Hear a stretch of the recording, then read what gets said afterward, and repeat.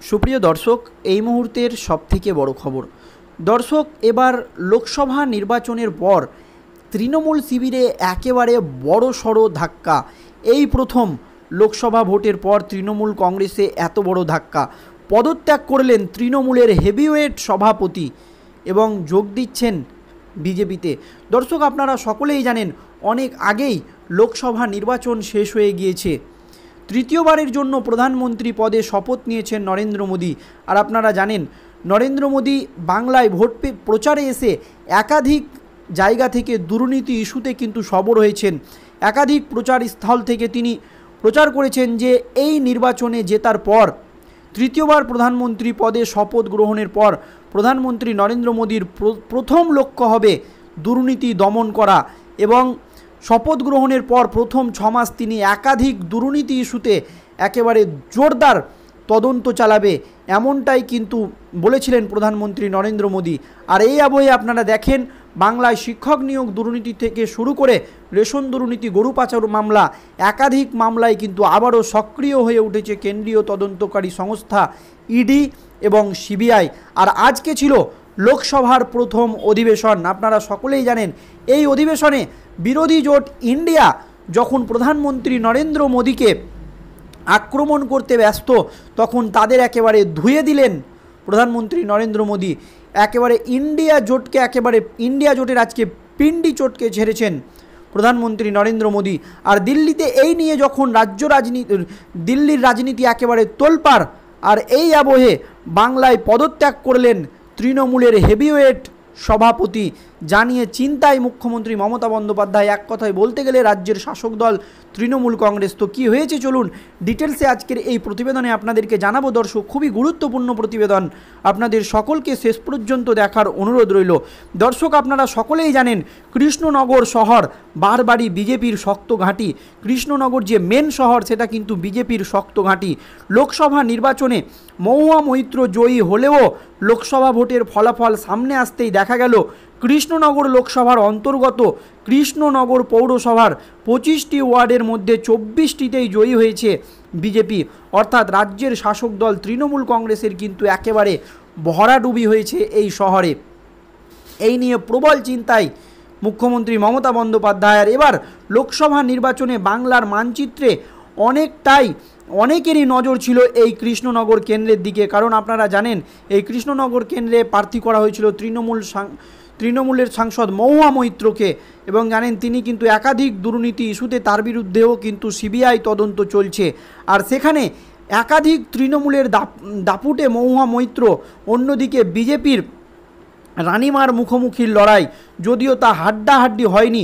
ঘুষ বিতর্কে জল ঢেলে 24-এর লোকসভা নির্বাচনে বড় জয় পেয়েছেন তৃণমূল কংগ্রেসের মহুয়া মৈত্র, একথা আপনারা সকলেই জানেন। আর কৃষ্ণনগর কেন্দ্রে ফের একবার জয়ী হয়েছেন মহুয়া। আর মহুয়ার জয় হলেও কৃষ্ণনগর পৌর এলাকায় তৃণমূল একেবারে মুখ থুবড়ে পড়েছে, জানিয়ে প্রবল চিন্তায় রয়েছেন মুখ্যমন্ত্রী মমতা বন্দ্যোপাধ্যায়।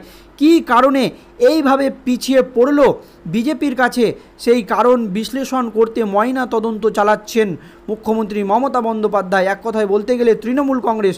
আর ওইদিকে কৃষ্ণনগর শহরের তৃণমূল কংগ্রেসের হেভিওয়েট সভাপতি প্রদীপ দত্ত নিজের ঘাড়ে সব দোষ নিলেও তার একার ভুলে এতটা খারাপ ফল হয়েছে একথা মানতে নারাজ তৃণমূল মুখপাত্র দেবাশিস রায়। উল্টো দিকে তিনি বলেন এই দায় সকলের। তবে এই আবহে তৃণমূলের মুখপাত্রের কথায় শহরের সভাপতি সঠিকভাবে নেতৃত্ব দেওয়ার চেষ্টা করেছেন, কোনো কারণে মানুষের কাছে পৌঁছাতে পারেনি। তিনি একার ওপর দোষ নিলেও দায়টা সামগ্রিক অন্যান্য নেত্রী ও কমিটির মধ্যে আছে।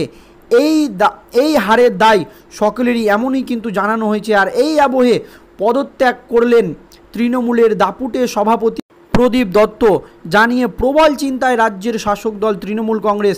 কী কারণে এইভাবে পিছিয়ে পড়তে হলো বিজেপির কাছে, সেই কারণে বিশ্লেষণ কিন্তু তারা চালাচ্ছে। আর ওইদিকে কৃষ্ণনগর শহরের তৃণমূল কংগ্রেসের সভাপতি প্রদীপ দত্ত ইতিমধ্যেই পদত্যাগ করেছেন।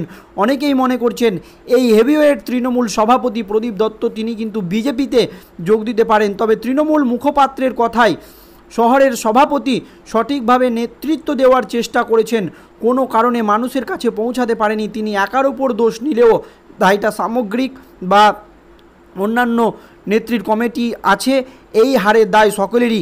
এই নিয়ে কিন্তু ইতিমধ্যেই তৃণমূল কংগ্রেসের মধ্যে কাদা ছুড়াছুড়ি শুরু হয়ে গিয়েছে বা একটা গোষ্ঠীদ্বন্দ্ব কিন্তু সামনে আসছে। দর্শক, তার সংযোজন তৃণমূল সরকার কিন্তু সব কটা প্রকল্পের সুবিধা পান। তৃণমূলের সংযোজন যে তৃণমূল সরকারের সব কটা প্রকল্পের সুবিধা পান কৃষ্ণনগরের মানুষ কেন এইভাবে মুখ ফিরিয়ে নিচ্ছে জানি না। যদিও বিজেপির তরফে দাবি এখানে তৃণমূলের পেশি শক্তির খামটাতে পারেনি, যেখানে পেরেছে সেখানে জিতেছে। কৃষ্ণনগরের শহরের মানুষ নির্বিঘ্নে এবং স্বতঃস্ফূর্তভাবে বিজেপিকে ভোট দিয়েছে। তবে সেইখানকার যারা বিজেপি নেতাকর্মী তাদের দাবি এইখানে কিন্তু ছাপ্পা দিতে পারেনি তৃণমূল কংগ্রেস, এখানকার মানুষ স্বতঃস্ফূর্তভাবে ভোট দিতে পেরেছে। সেই জন্যই এই জায়গায় তৃণমূলের ভরাডুবি হয়েছে। কিন্তু যে সমস্ত জায়গায় মানুষ স্বতঃস্ফূর্তভাবে ভোট দিতে পেরেছে সেই সমস্ত জায়গায় কিন্তু তৃণমূল কংগ্রেসের এই ভরাডুবি হয়েছে, এমনই কিন্তু দাবি করেছে কৃষ্ণনগরের বিজেপি নেতৃত্ব। দর্শক, আপনারা সকলেই জানেন শেষের যে দফায় নির্বাচন হয়েছে, যে 2 দফায়, সেই দফাগুলোতে কিন্তু একাধিক জায়গায় ছাপ্পা এবং দুর্নীতির মতো অভিযোগ সামনে আসে। আপনারা শুনেছেন এই আবহে রাজ্যের বিরোধী দলনেতা শুভেন্দু অধিকারী ইতিমধ্যেই 4টি কেন্দ্র নিয়ে কিন্তু কলকাতা হাইকোর্টে মামলা দায়ের করেছে। আপনারা জানেন ঘাটাল কেন্দ্র, এছাড়াও বসিরহাট লোকসভা কেন্দ্র এবং আপনারা সকলেই জানেন ডায়মন্ড হারবার কেন্দ্রেও কিন্তু ব্যাপক ছাপ্পার অভিযোগ উঠেছে। বিরোধী দলনেতা শুভেন্দু অধিকারী এই নিয়ে নিজে মুখ খুলেছিলেন এবং এমনকি শোনা যায় যে গণনা কেন্দ্রেও ব্যাপক কারচুপি করা হয়েছে। আর এমনই অভিযোগ কিন্তু করলেন এই কৃষ্ণনগরের বিজেপি কর্মীরা।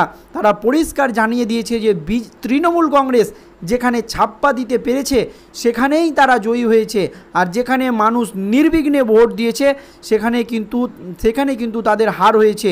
এটাই কিন্তু তারা বোঝাতে চেয়েছে।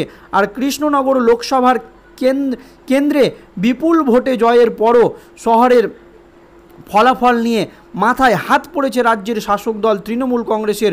সূত্রের খবর, এই হারের ভার নিজের ওপর নিতে পদ থেকে সরে আসতে চাইছেন প্রদীপ দত্ত।